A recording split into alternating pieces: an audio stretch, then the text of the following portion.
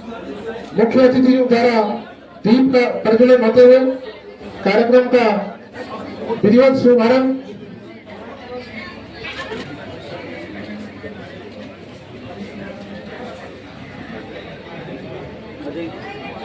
राज्य मंत्री श्री ऋषि खंडवाल जी हैं, गौ सेवा आयोग के अध्यक्ष आदरणीय पंडित राजेंद्र अर्थवाल जी हैं, हमारे बीच में कोटद्वार के मेयर शैलेंद्र रावत जी हैं, पूर्व जिलाध्यक्ष वीरेंद्र रावत जी हैं, पूर्व मंडी समिति के अध्यक्ष सुमन कोटनाला जी हैं, उमेश त्रिपाठी जी हैं। यहाँ पर अभी जिन्होंने हमें सुना कमल गुप्ता जी, दिनेश चंद बलोदी जी, अजय भाटिया जी, विवेक अग्रवाल जी, विपिन सिंघल जी और चौहान जी, जो कि बहुत ही बढ़िया अपने यहाँ पर हमको इन्फॉर्मेशन दी। और हमारे शायद इंश्योरेंस से आप आए हैं निश्चित अग्रवाल जी। और यहाँ पर हमारे बीच में मंडल अध्यक्ष हैं, वार्ड मेंबर्स हैं, बहनें हैं और प्रबुद्ध जन हैं। बहुत बहुत आभार आपका कि आप इस कार्यक्रम में पहुँचे हैं। हम लोग सब सेवा सप्ताह मना रहे हैं, पखवाड़ा मना रहे हैं, 17 से लेकर और 2 अक्टूबर तक हम इसको मना रहे हैं। और इसके तहत बहुत से कार्यक्रम कोटद्वार में हुए हैं। हमने ब्लड डोनेशन कैंप से शुरू किया, उसके बाद पेड़ लगाने का कार्यक्रम हुआ, स्वच्छता लगातार हम लोग रोज किसी ना किसी जगह पर स्वच्छता हो रही है। और उसके तहत जीएसटी पर एक ये बहुत ही सुंदर कार्यक्रम सम्मेलन यहाँ पर हो रहा है, क्योंकि पूरा जो सेवा का सप्ताह का या सेवा पखवाड़ा का जो पूरा निचोड़ है वो ये है कि किस तरह से हम जनता के जीवन को सरल कर सकें, समाज को किस तरह से सुदृढ़, सशक्त, शिक्षित, स्वस्थ कर सकें। और उसके तहत ये बहुत ही आवश्यक चीज जो हुई है, बहुत ही इनोवेटिव चीज जो हुई है, जो बहुत सालों के बाद हुई है, वो है जीएसटी नेक्स्ट जनरेशन, इसको हम कह सकते हैं। 2014 में जब आदरणीय प्रधानमंत्री जी प्रधानमंत्री बने तो उनके मस्तिष्क में शायद ये बात जरूर रही होगी कि सरदार वल्लभ भाई पटेल ने ये सपना देखा था। जब उन्होंने 500 राज्यों को मिलाया तो एक बहुत ही जबरदस्त, वाइब्रेंट, सशक्त डेमोक्रेसी को उन्होंने तैयार किया। 500 स्टेट्स को जोड़ना कोई मजाक बात नहीं थी, लेकिन उस वक्त वो टैक्सेस एक नहीं कर पाए।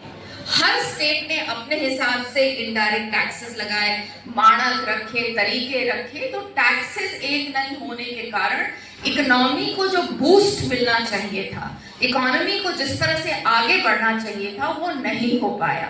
तो आदरणीय प्रधानमंत्री जी ने ये याद रखा और उन्होंने 2017 में, जुलाई के 2017 में उन्होंने ये निर्णय किया कि अब समय आ गया है इस देश के लिए कि हम बदलाव, फाइनेंशियल चेंजेस लेकर आए इस देश में। और उन्होंने ये निर्णय करते हुए GST, what is GST? Goods and services taxes. अनगिनत टैक्सेस यहाँ पर होते थे, परेशानियां होती थी। हमारे जो वर्कर्स हैं, जो ट्रेडर्स हैं, कंज्यूमर्स हैं, उनको बहुत सारी परेशानियां फेस करनी पड़ती थी, तरह तरह के टैक्सेस थे।